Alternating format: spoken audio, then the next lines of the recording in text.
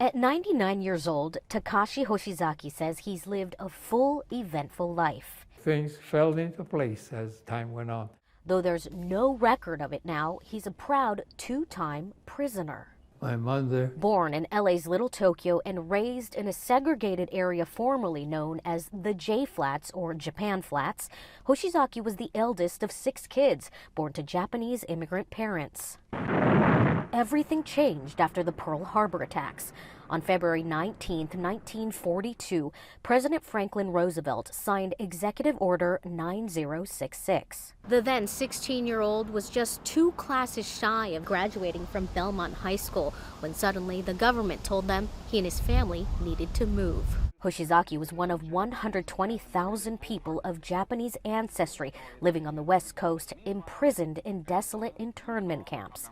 There was no trial, no reason for arrest, just racial prejudice and wartime hysteria. We were a powerless, small little group. And then for the other people, it'd be a nice, easy group to pick on. The Hoshizakis were sent to Heart Mountain Relocation Center in Wyoming.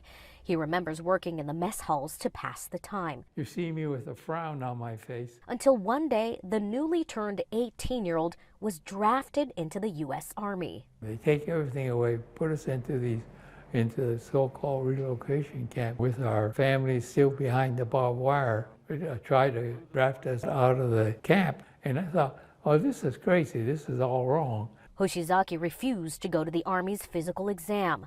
Within weeks, the FBI arrested Hoshizaki and several dozen draft resistors, who became known as the Fair Play Committee. That's the 63 of us. At the federal trial in Cheyenne, they were tried and sentenced to 3 years at McNeil Island Penitentiary in Washington State. In the camp, we had searchlights, barbed wire, and so forth. We even had armed guards. And so I felt that there's no difference coming into McNeil Island. The only difference was that I'll probably miss my family. While he was in prison, the war ended and his family returned to L.A.